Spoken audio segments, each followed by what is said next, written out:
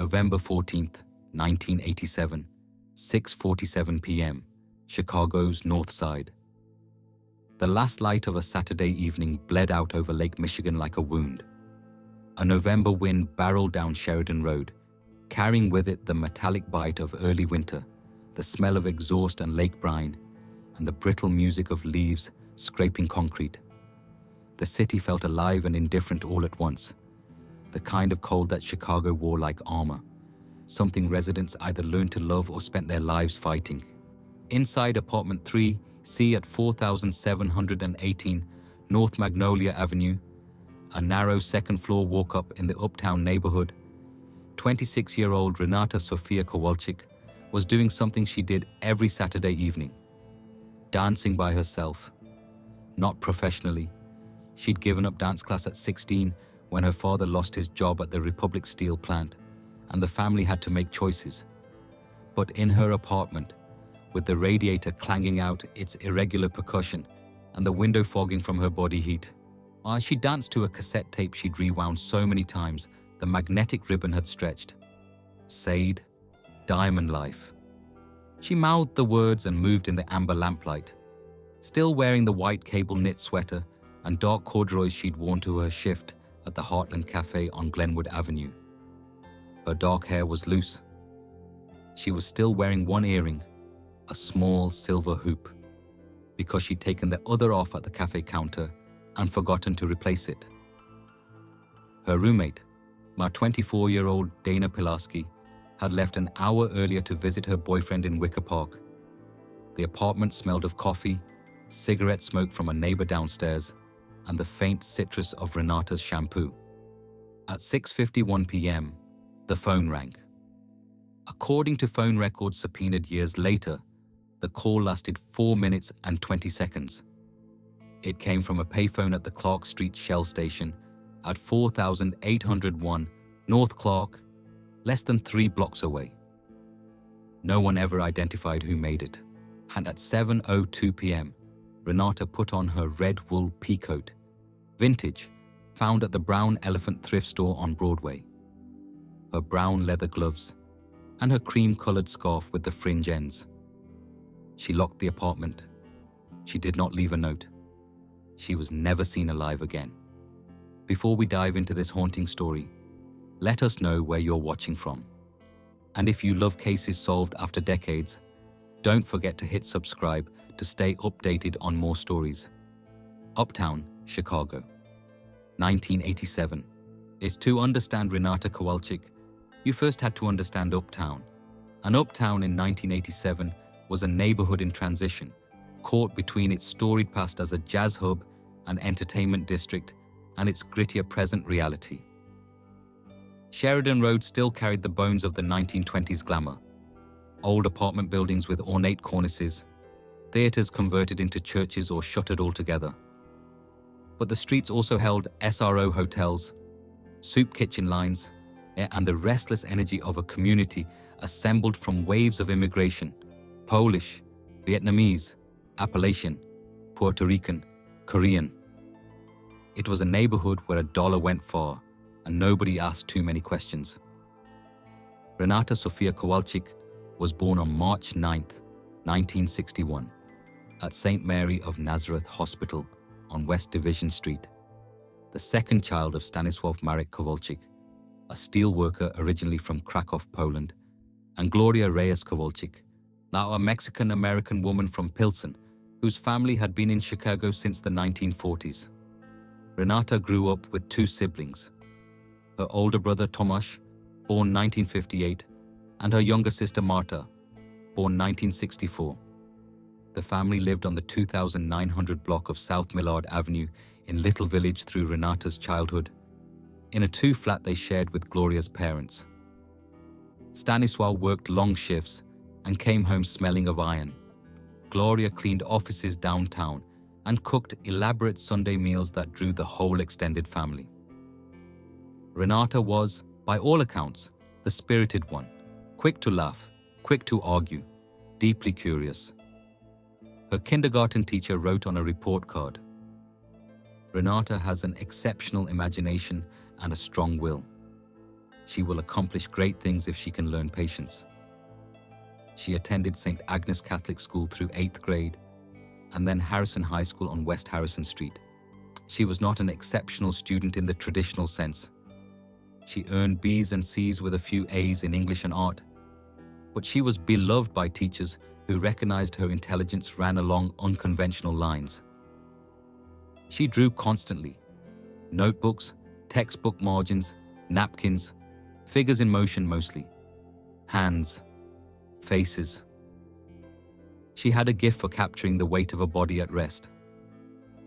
At 5 feet 4 inches tall and approximately 125 pounds, Renata was compact and dark complexioned, with thick black hair she usually wore past her shoulders, deep brown eyes with heavy brows, and a small, crescent-shaped scar above her left eyebrow from a childhood bicycle fall. She had her mother's wide smile and her father's stubborn jaw. After high school, the dance scholarship she'd hoped for didn't materialize, and the Republic Steel collapse gutted the family's finances. She worked retail, then waitressing, then found her rhythm at the Heartland Cafe. It's a progressive arts and politics institution on Glenwood Avenue that doubled as a community gathering point. She'd worked there for 3 years by November 1987, and she loved it. The musicians, the activists, the regulars who left enormous tips and recommended books. She was working toward an associate's degree at Truman College, 2 credits at a time, with vague ambitions toward graphic design or illustration. Her social world was rich and slightly chaotic. She had a close-knit circle of friends, several of them fellow Heartland employees, and she was known as a loyal, passionate friend who would give you her last $5 and also tell you hard truths you didn't want to hear. She had ended a 2-year relationship with a man named Carlos Vega in August 1987, mutually, she told Dana, and had begun seeing a man named Joel Hirsch, 29, a freelance photographer she'd met at a gallery opening in Wicker Park. The relationship was new, it's maybe 6 weeks old, and she described it to Dana as exciting but complicated. On the morning of November 14th, 1987, Renata woke at 9, made coffee, and called her mother in Little Village to wish her a happy birthday. Gloria Kowalczyk turned 52 that day. They spoke for 20 minutes. Renata promised to come for Sunday dinner the following weekend. She said, "Te quiero, mama." She worked a lunch to dinner shift at the Heartland from noon to 6. Her co-worker, the 22-year-old Brianna Osei, later recalled that Renata had been in good spirits. She was singing along to the radio, which she always did, and she talked about a drawing she was working on. She seemed totally normal, happy even. She clocked out at 6:11 p.m. She walked the 4 blocks home to 4718 North Magnolia. By 7:02, she was out the door. By morning, she was gone. The first person to notice something wrong was Dana Pilarski, and Dana returned to the apartment at approximately 11:45 p.m. on November 14th. She found the apartment empty, the lamp still on, the CD tape still sitting on top of the cassette player. She assumed Renata had gone out. She went to sleep. On the morning of Sunday, November 15th, she woke at 8:30 a.m. Renata's bedroom door was open. Her bed hadn't been slept in. Dana told investigators later, "I thought maybe she'd stayed with Joel. That happened sometimes.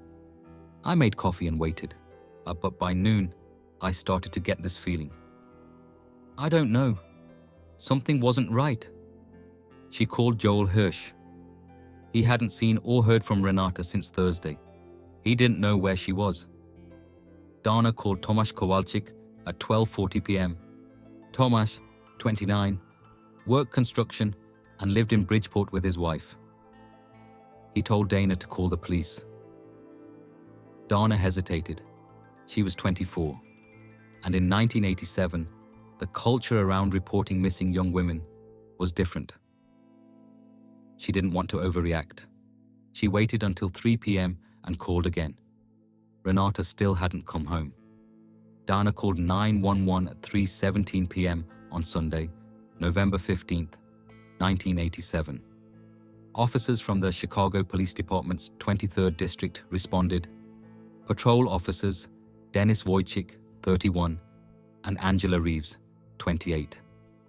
They took a report at the apartment. They noted the lamp left on, the open cassette player, the untouched bed. They documented Renata's last known clothing. Red wool peacoat, brown leather gloves, cream fringe scarf, a white cable knit sweater, dark brown corduroys, black flat-heeled boots with brass buckle details. The payphone call from the Shell station at 4801 North Clark was not identified until phone records were subpoenaed 5 days later.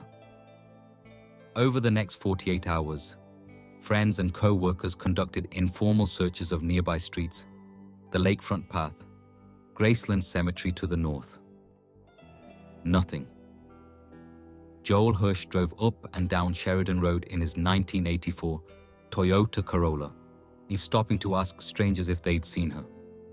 On Tuesday, November the 17th, at approximately 8:20 a.m., a man named Robert Chaika, 64, a retired postal worker who lived in the Edgewater neighborhood and walked his Labrador retriever, Doris, along the alley behind the 5200 block of North Kenmore Avenue every morning, noticed something pushed into the gap between a dumpster and a cinder block wall. It was a cream-colored scarf with fringe ends. Robert Chaika called police from his home at 5214 North Kenmore. Officers arrived at 8:51 a.m. The scarf was photographed in situ and collected. One end of the scarf showed a dark stain, later confirmed to be type O positive blood, Renata's blood type. 2 days later, on November 19th, a maintenance worker named Felix Gutierrez, 41, employed by the Edgewater Beach Apartments at 5555 North Sheridan Road, discovered a brown leather glove, left hand, in the landscaping adjacent to the building service entrance on Bryn Mawr Avenue. The glove was photographed and collected. There was no body. There was no witness who had seen her leave the neighborhood. There was no camera footage. Commercial security cameras were rare in residential Uptown in 1987. There were only these two objects, separated by 4 city blocks and 2 days, telling a story in fragments. The notification of Gloria Kowalczyk fell to Detective Raymond Holt of the 23rd District. He drove to Little Village on the evening of November 17th, the day the scarf was found. He sat in the kitchen of the Kowalczyk family home on South Millard, while Gloria gripped a dish towel and Stanisław stood in the doorway. Detective Holt told them what they had. Gloria said nothing for a long moment. Then she said, "She called me on my birthday, and she said she'd see me next Sunday." Stanisław put his hand on his wife's shoulder and did not speak. ESAT 3. Initial Investigation, Lead Investigator, Detective Sergeant Paul Andrzejewski. Age, 44. Height, 6 feet 1 inch. Salt and pepper hair, reading glasses he resented needing. 21 years with the Chicago Police Department. He'd worked homicide for 11 years, transferred to major crimes in 1984, and had a reputation as a methodical, patient investigator who read case files the way other men read novels. Slowly, several times, looking for the thing everyone else missed. He was also, by 1987, drinking more than he should have and going through a quiet divorce. He took the Kowalczyk case on November 20th, 5 days after the initial report, when it became clear this was not a runaway situation. "You get a feeling," he said in an interview conducted in 2019. "You look at the apartment, the tape still in the player, the phone call from a payphone 3 blocks away. You know this wasn't a girl who decided to skip town. Something happened. Something was done to her." The search operation organized by the Chicago Police Department ran from November 17th through November 28th. It involved 147 searches at its peak, a combination of CPD officers, Cook County Sheriff's deputies, and civilian volunteers. Over 11 days, they logged approximately 830 person-hours. They searched an estimated 4.2 square miles of lakefront, park space, alleys, and commercial properties between Lawrence Avenue to the south and Devon Avenue to the north. The CPD K-9 unit deployed 6 K-9 teams. A Cook County Sheriff's Office helicopter conducted aerial surveys over Montrose Beach and the lakefront park on November 19th and 22nd. A dive team from the Chicago Fire Department searched the harbor at Montrose Beach on November 21st in 38-degree water, finding nothing relevant. The agencies involved: Chicago Police Department, 23rd District, CPD Violent Crimes Division, Cook County Sheriff's Office, Illinois State Police Zone 1, and the FBI's Chicago Field Office, consulted, not formally involved at this stage. Evidence collected and catalogued: E4801, cream fringe scarf, found November 17th, 87, alley behind 5200 North Kenmore Avenue. Bloodstain, right lower end, approximately 3 centimeters diameter, confirmed typo positive. Sent to Illinois State Police Crime Lab, ISP, Lab Ref 87-CH, I-4408, DA4802. Left-hand brown leather glove, found November 19th, 87. Landscaping adjacent to 5555 North Sheridan Road. No blood. 2 unidentified hairs found in lining. Sent to ISP Lab. A 4803 cassette tape, Sade, Diamond Life, collected from apartment 3C, 4718 North Magnolia Avenue.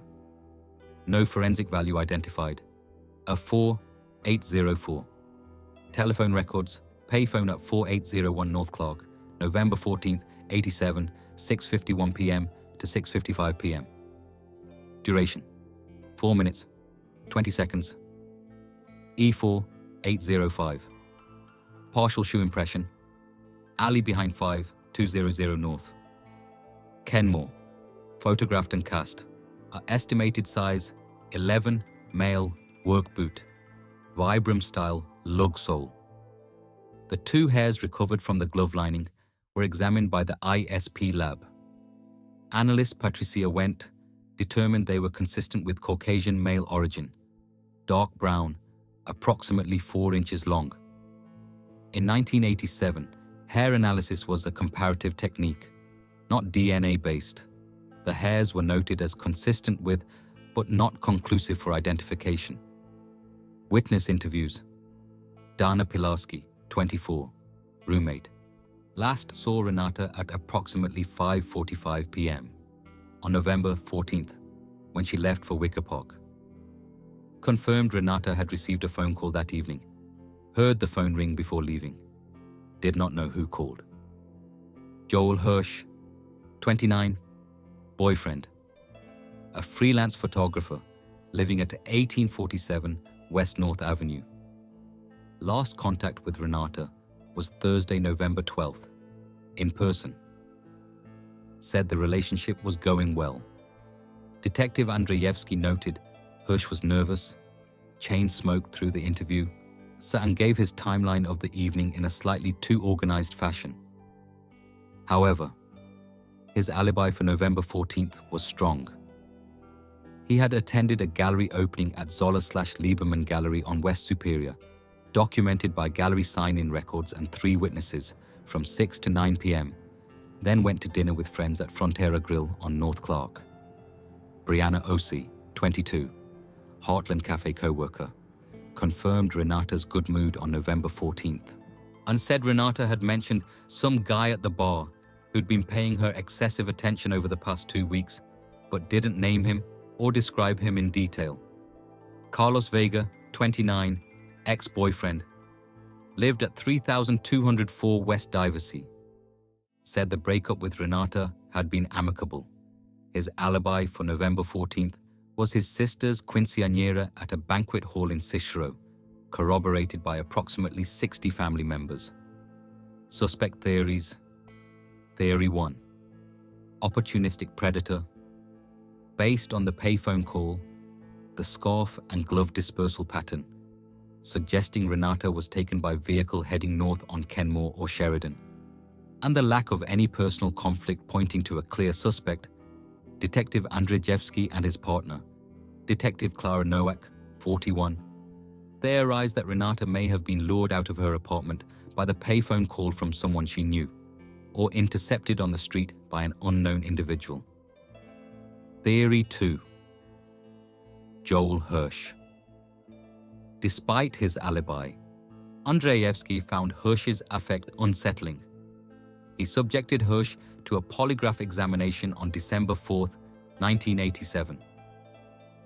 The polygrapher, CPD technician Howard Bell, concluded Hirsch showed deceptive indicators on 2 questions regarding his knowledge of Renata's whereabouts. Hirsch maintained his innocence. The gallery alibi could not be broken. The Theory 3. Cafe. Regular, Brianna Ose's mention of the man at the bar prompted Andrzejewski to interview 12 regular customers of the Heartland Cafe. 3 were deemed persons of interest to varying degrees. 1, a 42-year-old man named Gerald Mack, who lived at 4401 North Malden and had a prior arrest for aggravated assault, was interviewed twice, had no alibi for November 14th, and was placed on polygraph on December 11th. The polygrapher found inconclusive results. Mack's apartment was searched with consent on December 19th. Nothing linking him to Renata was found. The investigation stalled through the winter. The body had not been found. Without a body, there was no confirmed cause of death, no second forensic scene. The scarf blood confirmed Renata had been injured, but not how severely. The case was officially classified as a cold case by the Chicago Police Department on August 3, 1988, when Detective Andrzejewski was transferred to another assignment, and the file was boxed and routed to the Unsolved Cases Unit storage at the CPD's 1121 South State Street facility. Renata Kowalczyk was still listed as a missing person. Her body was never found. The years moved the way grief does, not in a straight line. Gloria Kowalczyk kept her daughter's senior photo from Harrison High School on the mantle in Little Village. It was the same photo she'd always kept there, but now it became something different. A vigil candle that didn't go out. She attended Mass every Sunday. She called the CPD's Unsolved Cases Unit every November on the anniversary, until a desk sergeant she'd never met told her gently that there was nothing new. She kept calling anyway.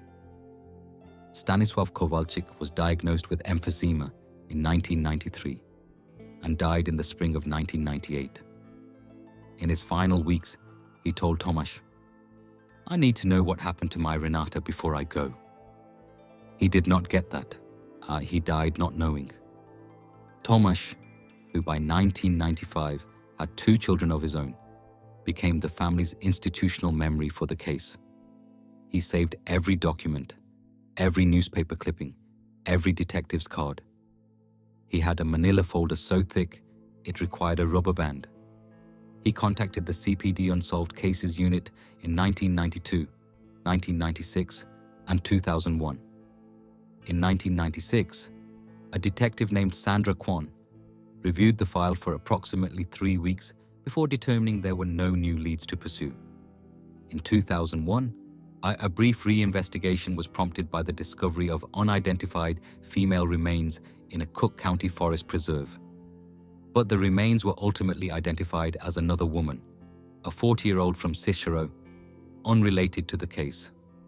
Paul Andrzejewski retired from the Chicago Police Department in March 1999 after 32 years of service. By the time he left, he'd solved 147 homicides and closed dozens of violent crime cases.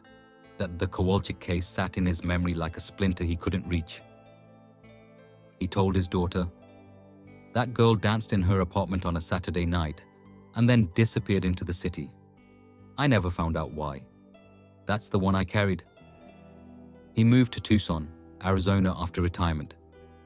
He died of a stroke in February 2016 at age 72. Dana Pulaski moved out of the Magnolia Avenue apartment in March 1988, unable to stay. She eventually moved to Minneapolis, married, had children. She was interviewed by a true crime podcast in 2014 and wept discussing the evening she came home to an empty apartment with the lamp still on. The cassette tape, the scarf, the glove, and the plaster shoe cast remained in evidence storage at the CPD facility on South State Street, catalogued, boxed, and waiting. ICT-5, The Breakthrough 2019. The Chicago Police Department's Cold Case Unit. Detective Marisol Elena Fuentes was 38 years old when she was assigned the Kowalczyk file. She was compact and precise, with close-cropped natural hair and the manner of someone who had been underestimated often enough that she'd stopped noticing. A 15-year CPD veteran, she had spent 4 years in the cold case unit after a decade in sex crimes. She had a particular skill for pattern recognition, seeing the shape of a case the way a sculptor sees form in stone, removing what isn't necessary. So the case came to her in January 2019, not because of any new lead, but because of a systematic initiative. The CPD Cold Case Unit, in cooperation with the Cook County State's Attorney's Office, had launched a project to review all pre-1995 cold cases that included biological evidence in light of advances in forensic DNA technology, and crucially, the rise of genetic genealogy databases. When Detective Fuentes opened the Kowalczyk box, she read through Andrzejewski's reports, the forensic analyses, the witness statements, and the evidence logs. She noted evidence item E4802, the leather glove, left hand, containing 2 hairs from an unknown male. She pulled the ISP Lab's 1987 analysis. Patricia Wentz report had noted 2 hairs, dark brown, approximately 10 centimeters length, consistent with Caucasian male origin. No root bulbs present. Nuclear DNA analysis not possible with current technology. A mitochondrial DNA analysis pending resources. The mitochondrial analysis had never been completed. That was the overlooked detail, Detective Fuentes said in a 2022 interview with the Chicago Tribune. Went flagged it. She said mito DNA pending resources, and then there were no resources, and the case went cold, and no one ever came back to finish what she'd started. It had been sitting there for 32 years. In February 2019, Detective Fuentes submitted both hairs to Bode Cellmark Forensics in Lawton, Virginia, one of the leading private forensic laboratories in the country, for full analysis using modern techniques, including YSTR profiling, mitochondrial DNA sequencing, and if root material could be recovered via modern amplification techniques, nuclear STR DNA analysis. The lab worked the samples for 6 weeks. In March 2019, the results came back. Mitochondrial DNA had been successfully extracted and sequenced from both hairs. They belonged to the same individual. A Y chromosome haplotype was also obtained.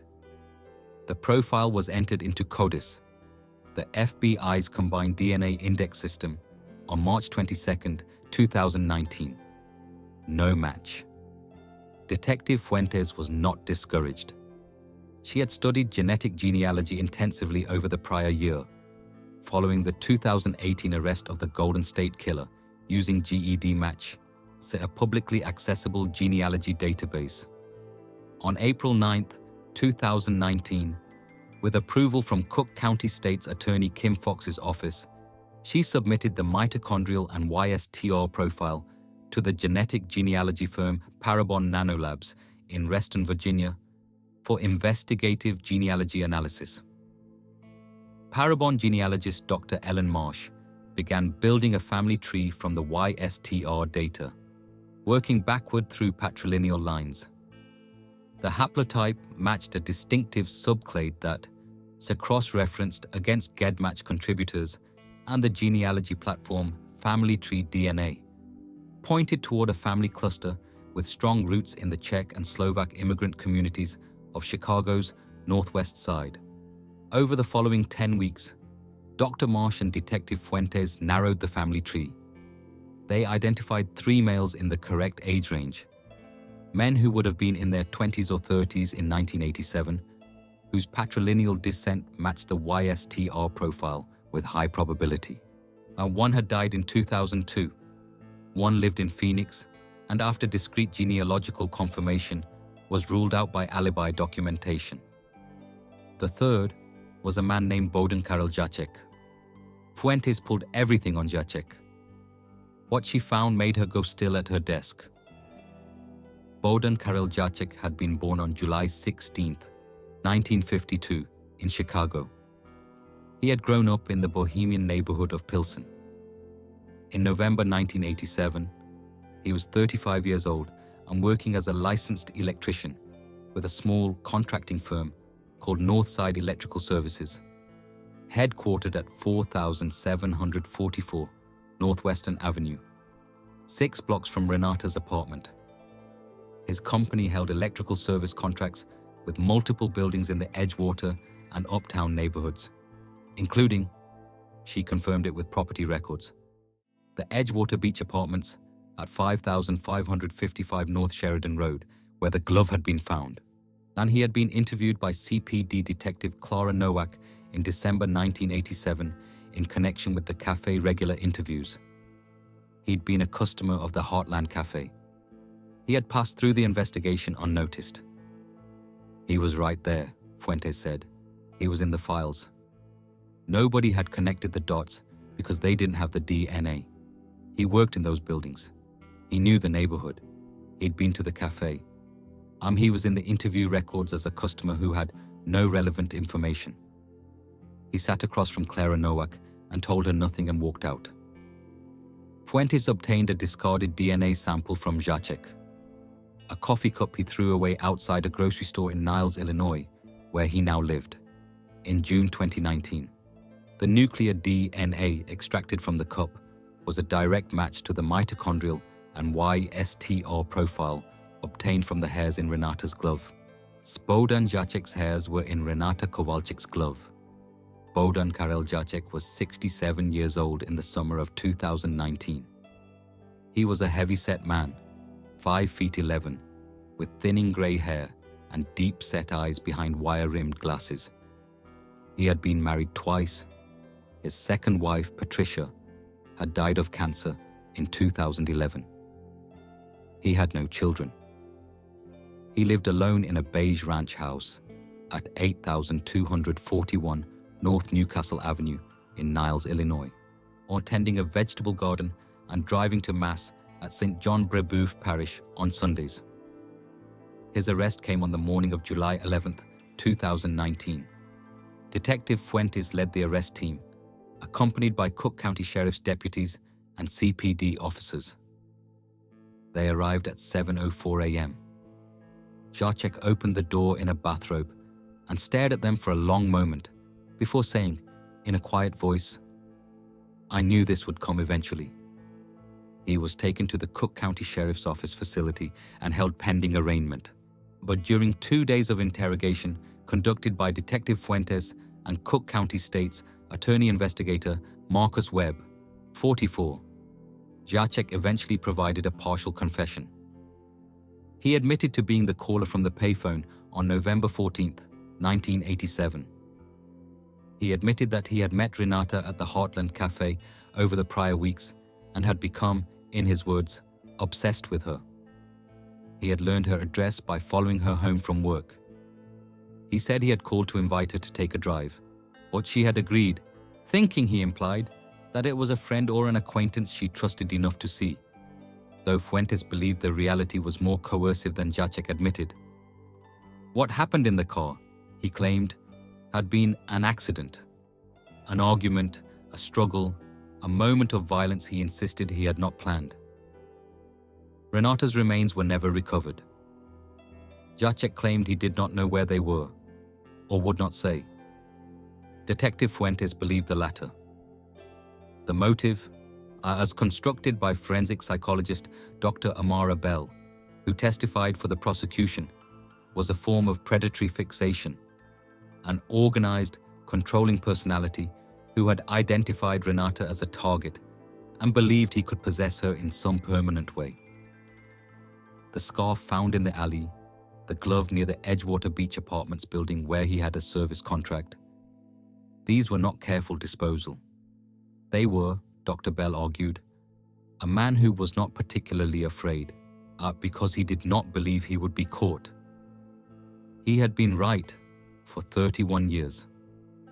The trial of Bohdan Karol Jacek opened in the Cook County Circuit Court, Courtroom 601, on March 9, 2021. What would have been Renata Kowalczyk's 60th birthday? The prosecution was led by Assistant State's Attorney Dominique Reyes, 46, a 20-year veteran of the Violent Crimes Division. The defense was represented by attorney Frank Zalewski, 61, of Zalewski and Horner LLC, who argued that the DNA evidence was insufficient given the lack of a body and the partial, ambiguous nature of Jacek's statement. Key evidence presented included the DNA match from the glove hairs, the phone record from E4804 connecting Jacek's pattern of movements to the payphone. His own employer's work orders placed him in the 4800 North Clark area in early November 1987. The partial confession and Dr. Bell's testimony on predatory behavioral patterns. The jury deliberated for 3 days. On April 14, 2021, Bohdan Karol Jacek was found guilty of murder in the first degree. On June 2, 2021, he was sentenced to 40 years in the Illinois Department of Corrections, the maximum allowable for his age and circumstances. He would not leave prison alive. Tomasz Kowalczyk sat in the front row for the verdict. When the jury forewoman read the word guilty, he placed his face in his hands and did not move for a long time. When he looked up, and he said to no one in particular, 31 years, Mama, you should have been here. Gloria Kowalczyk had died in 2017 at age 81. She had not lived to see justice for her daughter. Marta Kowalczyk, 57, wept openly. Donna Pilarski, now Donna Olson of Minneapolis, attended via a video link arranged by the state's attorney's office. Detective Marisol Fuentes stood in the hallway outside courtroom 601 after the verdict. When a reporter asked how she felt, as she said, I feel like I did my job, and I feel like it should never have taken this long. Both things are true. Renata Sofia Kowalczyk danced alone in her apartment on a November evening. Music she loved filling a small, warm room, while the Chicago wind pressed against the windows. She was 26 years old. She had her mother's wide smile and her father's stubborn jaw. She drew pictures in the margins of things and dreamed in several directions at once. She called her mother on birthdays. She wore a red wool peacoat she'd found in a thrift store because she loved beautiful things that had been overlooked. She deserved a long life. She deserved to find out what she was going to become. Justice delayed is not justice denied, but it is something other than justice fully served. The 31 years between that Saturday night and the morning detectives knocked on Bohdan Jacek's door in Niles are 31 years of a family's grief compounding, of Gloria Kowalczyk attending Mass with prayers that went unanswered, of Stanisław Kowalczyk dying without knowing, of Tomasz keeping a rubber-banded folder in a closet because someone in the family had to hold the record of what happened to Renata. What closed this case was science and stubbornness. Patricia Wendt writing mitochondrial DNA analysis pending resources in a 1987 lab report, and Marisol Fuentes reading that sentence 32 years later and deciding that pending meant now. There are thousands of cases like Renata's sitting in boxes in evidence storage facilities across the country. Every one of those boxes is someone's child, someone's sibling, someone's unfinished story. Modern forensics is not a guarantee. It is a promise that we have not stopped trying. Renata Sofia Kowalczyk, March 9th, 1961, November 14th, 1987. She mattered. She mattered then. She matters now. Thank you for listening, and don't forget to stay with us for our next case.